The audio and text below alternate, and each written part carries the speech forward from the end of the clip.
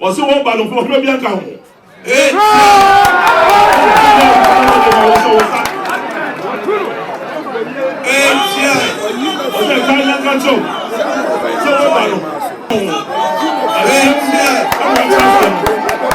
No embo modern so Osamenhema. Areho se bibisa aba anka akunya prepare badia. Den ya obi akodi obi afa. Ba se na ekoye ye no atwetan bi eba mu e ma no ye se Offinsomanhemaa ebeteki a decision a. Tutu mo Ohema. Ya mamrem ye nim se mo Ohema. Na ye hu Ohema adan. Me ka cho Ohema de minim no se se woyale. E Otumfuo aka ne ntimi twan no mofo. Se bi o bonya ni dey fanso. Se o ma hiri bi chai. Asa kwa bi no go na me bi se na ko se na na ma eto sa de mani nyina. Na oni ye wu me ye ba. Na ye se fi so ye. No so kini. Go so far na Hema. Asantehene TV. Yes, Mosompa. Young. ATI. C'est dans la manière dont vous avez dit Offinsomanhemaa. Quand on connaît, on a dit, on a dit, ATI. Young. C'est ça, mais chrono. Un homme de son n'a avec un Asantehene. On a quoi on a dit, on a dit, c'est bien, Offinsomanhemaa, on a dit que c'est. Si vous savez, nous avons dit, ansa wo do o do kan na dwo wo de konko na dem agobo mo kai sa ampa ase na sebe kotoko hene sebe do o se mo mo kai se ne wo de kro no e hye mensa o mo se won sa ampa Asantehene e ko na hye won sa yo o se mo ta se a na mo de do ho no ga mo se what's the more to Kata? I go floor him on. Now, some is that enough, friend. Well, ma, now when I want to Kata, said, or some more to Kata, friend said, then yet, when you have to him, and then ATI says I was so from by. Or no, Sabe, a matter home. Sure, c'est mon temps, on va faire ça thing. ATI. That's not a thing to do. ATI.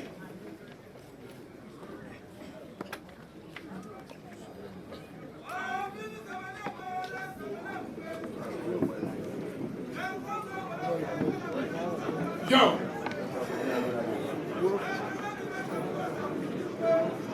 Osei won ba no fo bi anka ho.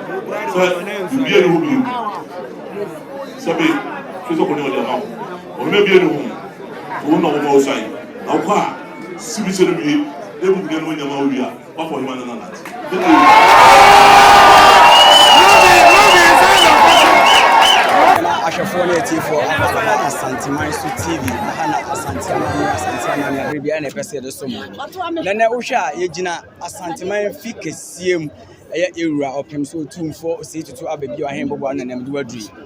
Efa Offinso ahini ho nsensem ene yewura ba besi bi akire Offinso ai King Solomon said enkrofo bo ne mrane no na ye gbawura Offinso ne ye ne Offinso de hie ebi atwetwe nkomo na wo de waso atie wo de wani ahu nti ye mompini na ani atwetwe nkomo mewura haya Asantehene TV na wie ho na me ne kasai woni amamponsa na e kasai amamponsa wo ye Offinso ni wo ye me ba to me ye na damna kentan ne ti so tasumie ne ba panyin pa na oh ahwefo na say emoja mu na say ya be ginan said you oka no nana dwamena akenten a otoso mienu ene na mo hu ne twetwe nkomo yi na me pese me bisa wasem Offinso fo mo ohema ya mamre me yenim sem ohema na ne ye hu ohema adan me pa cho ohema de minim no se wo yale ohema ne yare na yewura kasa yem no so no esi ya mama ti asese Offinso fo mu ne hima asese o na wani ji ho ana se yewura besi bibi kire Offinso a ana yewura ye hima e besi bibi kire yewura ufi se ode be kye ne mo pine so senke wo mra ana se ho de Otumfuo aka ne yentimi tuan no mo fo wose ohema ani enti won kona won pesi ahwefo yese ohema ani wo enti yewura se yewura dwamna kenten a otoso mienu ono anko twehwem no won pene hema no mfa ne mra ma kire no me pese bibisa wasem o emmagunu ewo Offinso kurom afi na monya hene ene de atadwufo wa amoma ye dai wate denne nti sesi e mabu no hwehwe de ne mfiri mo omo hwampumsu ene adwuma se ne pa adwuma do ne ne adwuma nti da me sene se musu benya adwuma ye best se amanfo me bia adwuma ewo ho e ma mabu na wo ho no ne adwuma ye no wo musu enya adwuma e da me sene se obi amfa ne mo ne mu de e mehyem e ma mabu no mo ho nyina enso enya adwuma emfanye me papa no nko antime nye nti sa amanma na amwa no wo amanone enyina meboa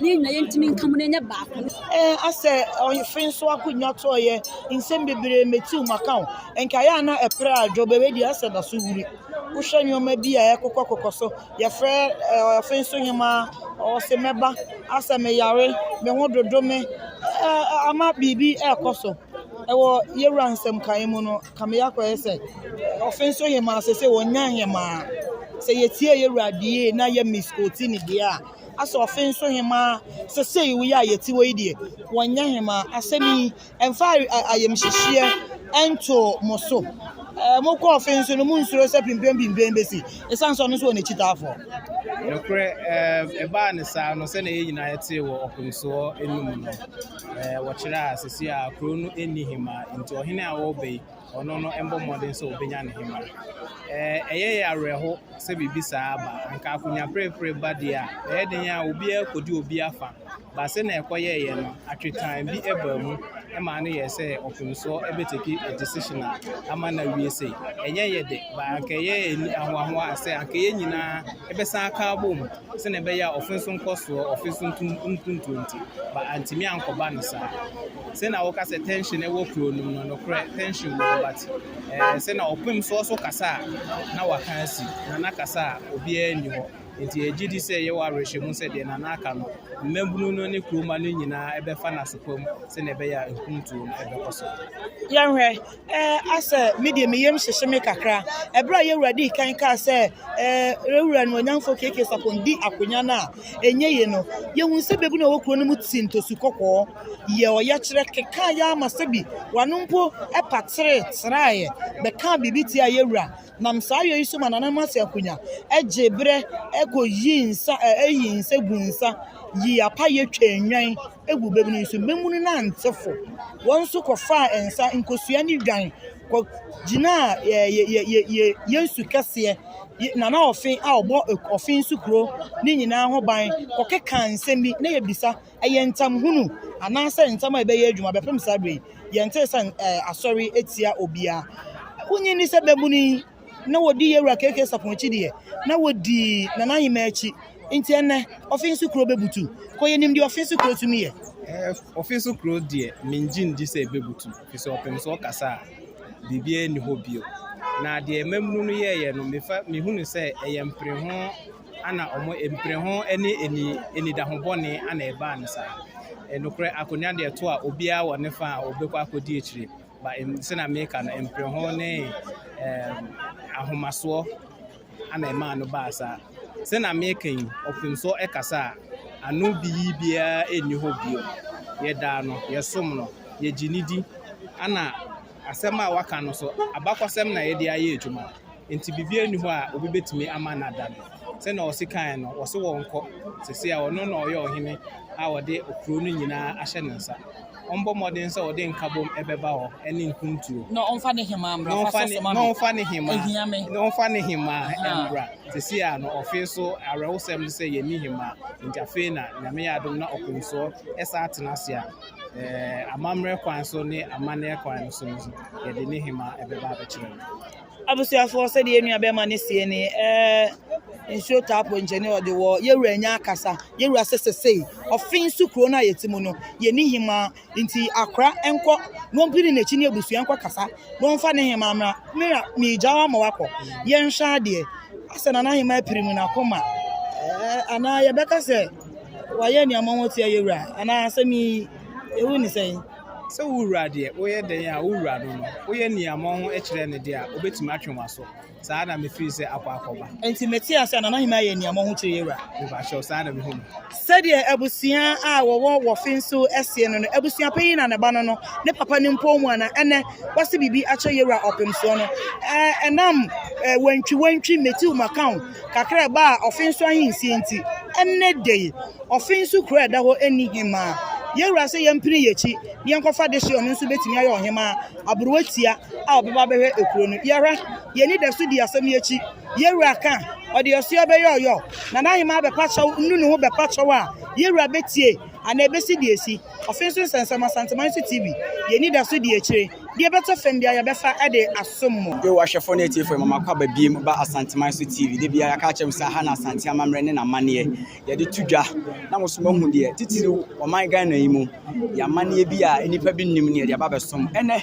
de so wo yewura opem so Otumfuo Osei Tutu abebi wa han boboa no ene sen ofenso ahini hu sensem yewura se Otumfuo Osei Tutu the second Asantehene nyina ewura wanya si di pain se a ofenso man mu ne hima na no uti ase sei o enu de ne kwan so a because say ye nyina ewura afro wa na de akonwa no koto sebi baby a onfanto won so de ato wototo so a bra wo ma ofra wa wo ma enti de opem so aye ne de ne kwan so a ampa de opem so aye de ne kwan so a no yesi su ta ponkyereni a waje wo nsise de amene yewura Otumfuo Osei Tutu abebio amene no ntini senti wase ni pain se offense man mu ne hima na me pacho ekwan ba so na mo feso nya hima sesi ai oh sese de se fe na nana eso awi enti yamboa na se yekwa afe na yekoye ntotoye na ye hunu kwan be fa so a se be bepe wo hima wo Offinso kunu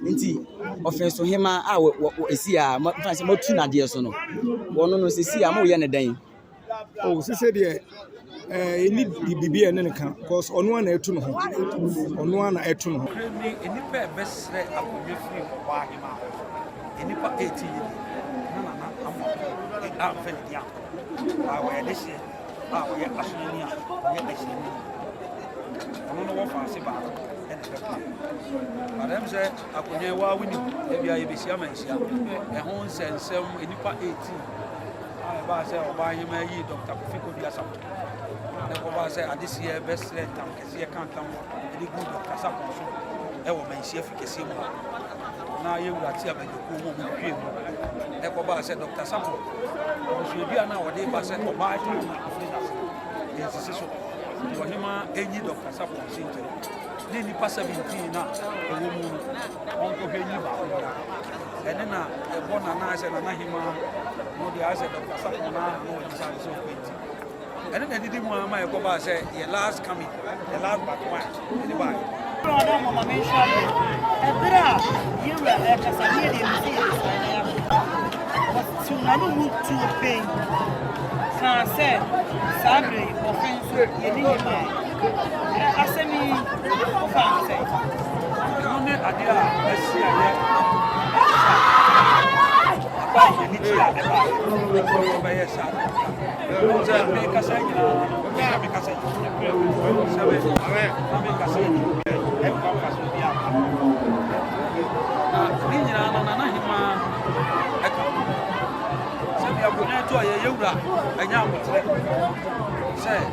Asantehene, Ahema for Anna, Yamamu Yadisia, Eba, the veteran.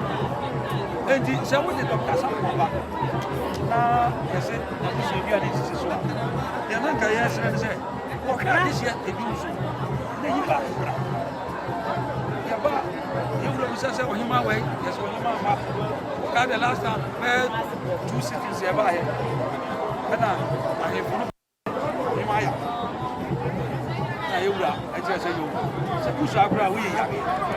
So yari apati. Then one fan grammar say. Yami on the 6th of November, Yebesia, Omra. Yes, I'm by your human. And another year is some by ya. Yebe and Anama and never be saying. And so him. And that's why Nana official some you go any difference. Say, oh, my, he didn't shy.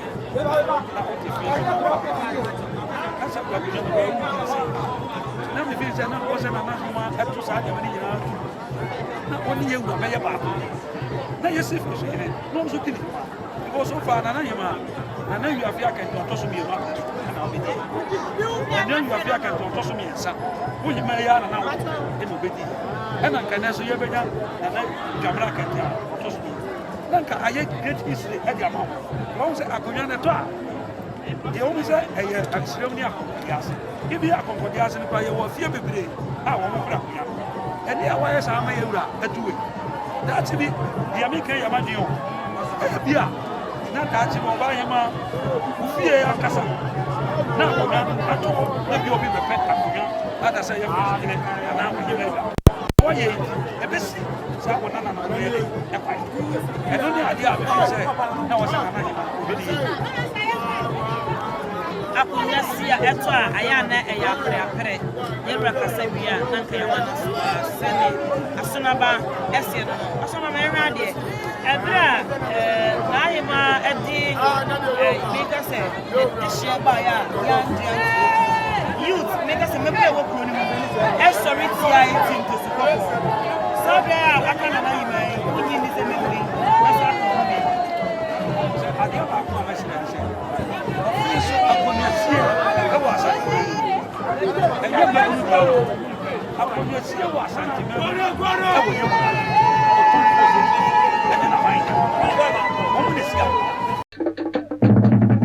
Asantehene TV, Osei.